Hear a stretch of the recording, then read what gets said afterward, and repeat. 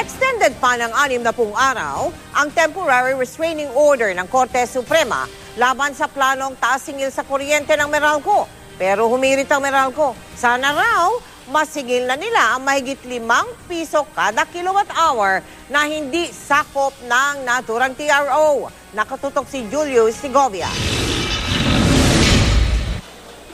Hindi pa rin masisingil ng Meralco ang 4 pesos and 15 centavos per kilowatt hour na power rate hike sa generation charge noong Disyembre. In-extend kasi ng Korte Suprema ang Temporary Restraining Order o TRO sa taas-singil sa kuryente ng 60 days. Hindi pa man natatanggap ang kopya ng desisyon. Tatalima naman daw sila rito.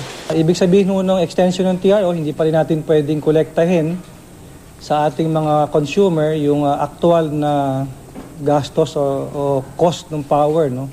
For the supply month of November 2013. Sa TRO extension, isinama ng Korte Suprema ang generating companies na kinuhanan ng supply ng Meralco nung naka-maintenance shutdown ang Malampaya Natural Gas Facility. Pero problemado pa rin ang kumpanya kung paano nila ito mababayaran para magpatuloy pa rin daw ang pagsusupply ng kuryente sa kanila. Aabot na raw sa 18 billion pesos ang utang nila sa mga generating company. We are still hopeful that the GenCos will continue to cooperate with us in ensuring that the supply of power is continuously provided to Meralco. Dahil hindi sakop ng TRO ang generation charge noong isang buwan, naghaina ng petisyon ng Meralco sa Energy Regulatory Commission para singilin ng higit 5 piso kada kilowatt hour na naantalang dagdag singil sa kuryente sa kanilang aplikasyon. Plano nila itong utay-utayin sa loob ng 6 na buwan simula ngayong Marso.